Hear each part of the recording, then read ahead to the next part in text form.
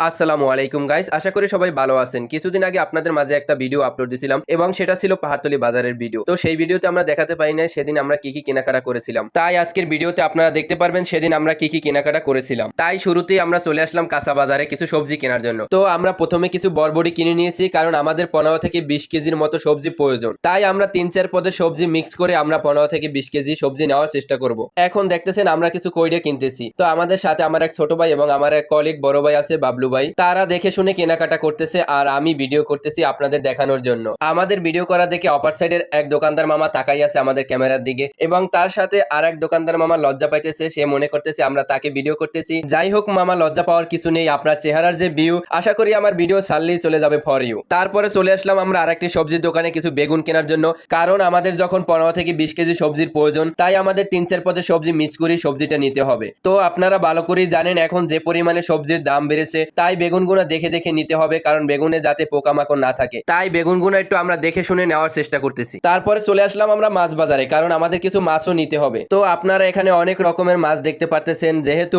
আমরা চিংড়ি মাছটা নিব, তাই আমরা চিংড়ি মাছটাই দরদাম করতেছিলাম। তো দরদাম হয়ে যাওয়ার পর এক পর্যায়ে মামাকে বললাম ঠিক আছে আমাদের 1-1.5 কেজির মতো চিংড়ি মাছ দেন। তো মামা আমাদের 1.5 কেজির মতো মাছ দেওয়ার জন্য মাছগুলো একটা ঝুড়ির ভিতরে নিতেছে, আর আমরা একদিকে মামাকে বলতেছিলাম মামা অনেক দাম দিয়ে মাছগুলো নিয়েছি, যাতে আমাদের মাছের সাথে কোনো বরফের টুকরো দেয়া না হয়। মাছ কেনাকাটার শেষে আমরা চলে আসলাম একটা হলুদ মরিচের দোকানে, আর আমরা রেগুলার এই মামার থেকে হলুদ মরিচ নিয়ে থাকি, কারণ এই মামার হলুদ মরিচে কোনো ভেজাল নেই। তাদের নিজেদের মেশিন আছে দোকানে, সেই মেশিনে হলুদ মরিচ বাঙ্গাইয়া তারপরে বিক্রি করে। আর আপনারা যদি এই মামার থেকে হলুদ মরিচ নিতে চান তাহলে চলে আসবেন পাহাড়তলী মাছ বাজারে, কারণ মামার হলুদ মরিচের দোকানটা পাহাড়তলী মাছ বাজারের সাথেই। আমাদের হলুদ মরিচ দিতে দিতে আমাদের ভিডিওর মাঝখানে চলে আসলো আমাদের এক আপু। আপনারা দেখতে পাচ্ছেন আমাদের ক্যামেরায় বন্দী হওয়া আপুটার চেহারাটাও একদম মরিচের মতো লাল দেখতে। তো যাই হোক গাইস, আপনাদের সাথে কথা বলতে বলতে বাজার করতে করতে আমাদের সময় পেরিয়ে আসছে। তো আমরা চলে আসছি এখন একটা নাস্তার দোকানে কিছু নাস্তা করার জন্য।